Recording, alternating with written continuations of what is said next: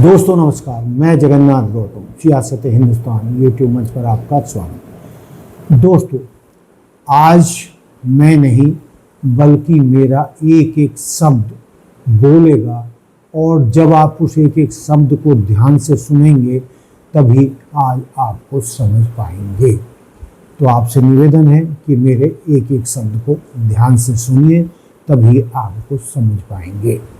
धन्यवाद। दोस्तों, राम दरबार में प्रेस कॉन्फ्रेंस हो गई। राम दरबार में असाधारण प्रेस कॉन्फ्रेंस थी। पत्रकारों ने देखा सिंहासन पर श्री राम विराजमान है। सामने नेता, अफसर, ठेकेदार, भक्त, आलोचक और कैमरों की भीड़ है। पहला सवाल आया, प्रभु आपके नाम पर सबसे ज्यादा राजनीति किसने की? राम मुस्कुराए और बोले, मैं वनवास 14 वर्ष गया था। ये लोग मेरे नाम पर दशकों से चुनाव लड़ रहे हैं और जीत रहे हैं। दोस्तों, दूसरा प्रश्न, प्रभु आपको सबसे अधिक चढ़ावा किसने चढ़ाया? राम बोले, मुझे चढ़ावा नहीं चाहिए, मुझे चरित्र चाहिए। सोना चांदी से मंदिर बन जाता है, राम राज्य नहीं।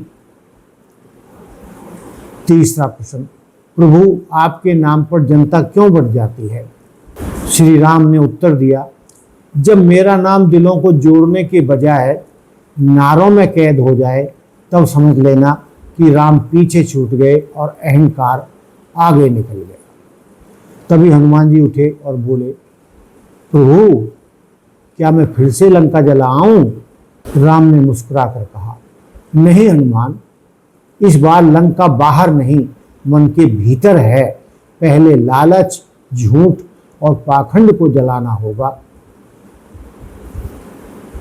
भगवान राम के इस जवाब से दरबार में सन्नाटा छा गया।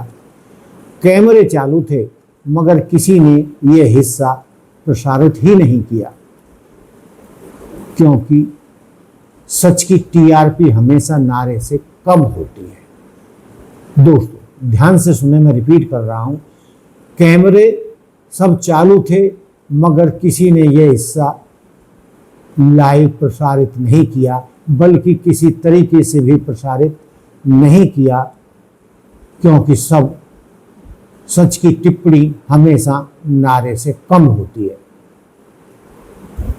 क्यों नहीं प्रसारित किया? कैमरे चालू थे मगर किसी ने यह हिस्सा प्रसारित नहीं किया, क्योंकि सच की टीआरपी हमेशा नारे से कम होती है। और जाते जाते राम केवल इतना कह गए, मेरे नाम का जय घोष करने से पहले मेरे आदर्शों का पालन करना सीखो। यदि पत्थरों से बनता है राम राज्य, मंदिर पत्थरों से बनता है और राम राज्य चरित्र से। जब तक आपका चरित्र नहीं बनेगा तब तक राम राज्य नहीं आएगा और मंदिर बनाने से किसी समस्या का हल नहीं होगा। और इतना कहकर श्री राम शांत हो गए और उनके साथ हनुमान जी भी सिंहासन उठकर चले गए और भगवान राम की प्रेस कॉन्फ्रेंस समाप्त हो गई। तो दोस्तों, भगवान राम की प्रेस कॉन्फ्रेंस आपको कैसी लगी और भगवान राम ने जो सबके सवालों के जवाब दिए उनसे आप कितना सहमत हैं, आप मुझे कमेंट्स करके बता सकते हैं। धन्यवाद। नमस्कार।